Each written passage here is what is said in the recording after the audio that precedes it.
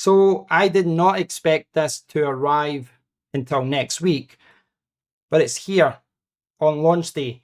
This is the new Apple M4 Mac Mini, and it's just as sexy and just as sleek and portable and lightweight as they said it would be. So what I'd like to do in this video is just give you my first impressions of this new little mini computer and just talk about some of the things that I've noticed after unboxing it. But firstly, I'd like to thank all of you who watched my video the other day where I spoke about the fact that I ordered this, especially those of you who have placed an order as well. It's been great chatting to you and learning about the configurations which you have opted for. Many of you have paid extra for additional memory and storage. I can see why. It obviously makes this a much more powerful solution, and it's quite amazing that you can put so much power and so much storage into such a little computer.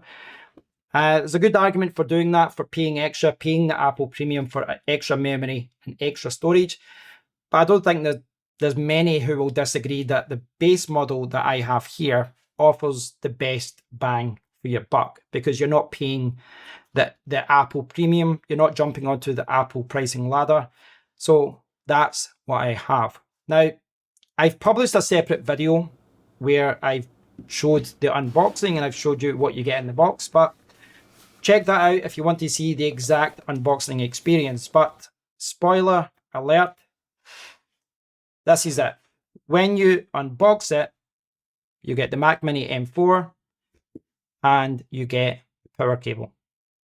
That's it. That's all you get. It's a very minimal experience, very nice, very pleasant unboxing experience, but there's not really a lot in there. I hope that doesn't mean you don't watch my other video. I probably ruined it, but yes, this is all you get, the power cable and the Mac Mini. Now, as far as the power cable goes, it's about 2 meters long, and it's a very, very nice braided cable. I'm a big fan of these types of cables. I hate when companies, kind of cheap out and give you a really short cable that breaks easily. This looks like it will last. So yeah, very nice plug, and obviously that connects to the back there.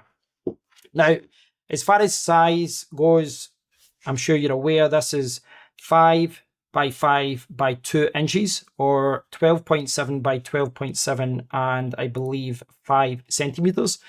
And as far as weight goes, Apple says that the M4 model, which I have, weighs in at 0.6 kilograms or 1.5 pounds. Now, I'm not sure if Apple was wrong or I have incredibly cheap scales from Amazon, but I weighed the Mac Mini M4 in at 652 grams or 0.652 kilograms and 1 pound 7 ounces. So I've weighed this in at a little bit less than what they're saying. I don't know who is right in this situation. Maybe my scales are wrong, maybe Apple are wrong, but that's what I've seen. At the front of the Mac Mini, we have 2 Type-C ports. These are 10 gigabits per second. We've then got the power indicator light, which they say when it's on, the Mac Mini is awake or in sleep mode. When there's no light, the Mac Mini is turned off. And then we've got the headphone jack. Now, the headphone jack is something which a lot of people seem to be annoyed about. A lot of people wanted the headphone jack to be at the back. I understand that, if you've got a setup just now and your audio cables are coming out the back, it's a little bit annoying if it's now at the front. But for some people, maybe this is better so that they can plug things in at the front a little bit easier. It's not something that bothers me a lot, but I can understand some people don't like that because it doesn't work with their setup. At the back here, we've got the power connection. We've got gigabit Ethernet. You can upgrade that to 10 gigabit Ethernet, but regardless of whether you've got the M4 or M4 Pro, you do have to pay for that upgrade. We've got HDMI. I've seen some people saying they wanted DisplayPort. I think the majority of people are happy with HDMI. And then we've got 3 Thunderbolt ports. On the M4 models, these are Thunderbolt 4. If you upgrade to the M4 Pro chip, these will be Thunderbolt 5. Now, Thunderbolt 5 was something I did consider. At this time, there really isn't a lot of Thunderbolt 5 drives or enclosures or accessories. But I do think that just because the Mac Mini Pro now has it, the Pro chip, sorry, it does have Thunderbolt 5. I think we're going to see a lot of Thunderbolt 5 accessories and different devices coming out over the next year. So at the base here, we've got, well, the base, and it's a fingerprint magnet, as you can see. Nice design as far as airflow goes. You can see now this is where the air is going to go, all the way around 360. And then we've got the power button. So this has been a point of contention, and it's annoyed a lot of people. People are talking about the fact that Apple are still putting USB cables at the bottom of their mice. But this power button has annoyed a lot of people. Now, I've been sitting on the fence on this one. I didn't say it was a deal breaker, and I don't think it is. I don't think this is something that should prevent you from buying this computer. But having, had this for a few hours now, I do think this is a design flaw. Now, one of the reasons I'm saying that is because when you put it down, I assumed that the base here was large enough for you to get your finger in. But if I change over to table cam, you'll see that there really isn't any space there to go under. The finger won't go under there. So that's a little bit annoying. And I think that's annoying because most people have the Mac like this at the front of, the setup next to the monitor, and they probably just want to push a button here and turn it on. What they need to do is come here and try and get their finger under. Now, you can't do that. You need to lift it up like that. Now, that's a pain for me just now, and I don't have any cables connected. Can you imagine when I've got power, Ethernet, HDMI, and all of these Thunderbolt ports connected? If I have to lift it up and then find the power button like that, what it means is I could be potentially pulling on an HDMI cord or some Thunderbolt hub or something. I'm going to be pulling in all my cables just to get that power button. So I sat on the fence, but I must admit this is annoying me more than what I thought it would be. It's a really poor design, in my opinion, having it there. And I have seen people talking about the fact that it doesn't bother them. And the reason being, they don't think it's a problem because they just leave their computer on in sleep mode all the time. That's a very good point. If you're going to leave your Mac Mini on all the time and you only restart it once a year, twice a year, that doesn't, it doesn't really matter. So that's a fair point. But a lot of people don't do that. They don't leave their computer on all the time. And you'll be saying, well, it doesn't, use a lot of watts in sleep mode. You should just leave it on.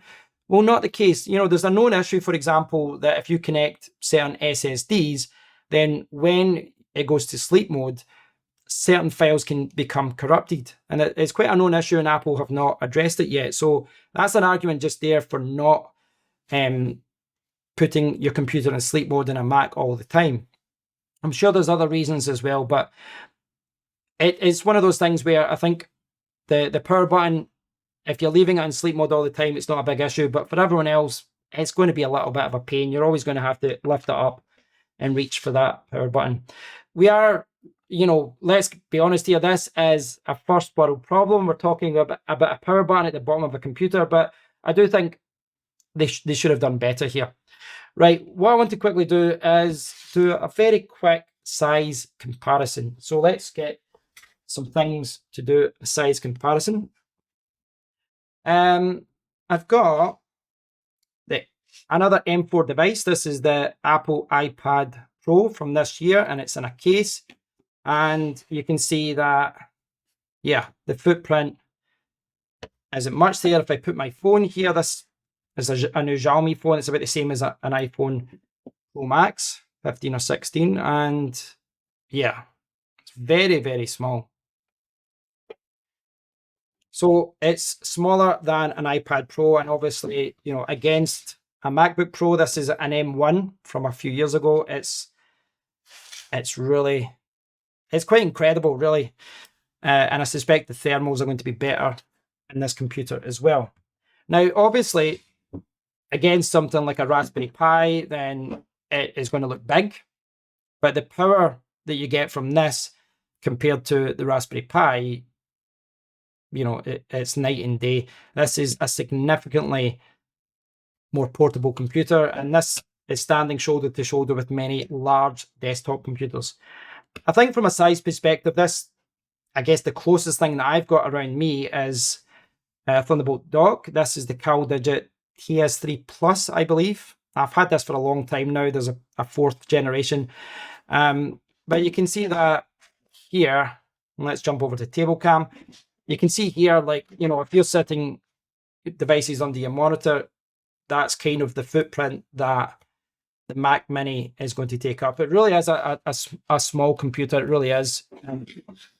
And for me, the fact that that can replace a huge desktop is incredible. It's absolutely incredible. I mean, just look at that footprint, or lack of a footprint. It's absolutely tiny.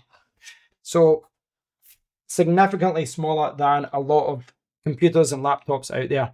So over this weekend, I'm going to be setting this up, testing it, etc. I don't have a lot to say about the computer itself now. I've not done any speed tests. I've not played around with it at all. I really just wanted to talk about the hardware and give you my first impressions of it. Apart from that oddly positioned power button, this thing's amazing. You know, just from a size perspective, weight, I think it's got enough ports for most people, but you will end up using it like an octopus and connecting a few docks, you know, just to get some USB Type A ports. One USB Type A port could have been handy, if I'm honest, but yeah, we've got two Type-C 10 gigabits per second at the front, and then 3 Thunderbolt at the back, 40 gigabits per second. So really, really good. Quite impressive. Very happy with it. And over to you guys.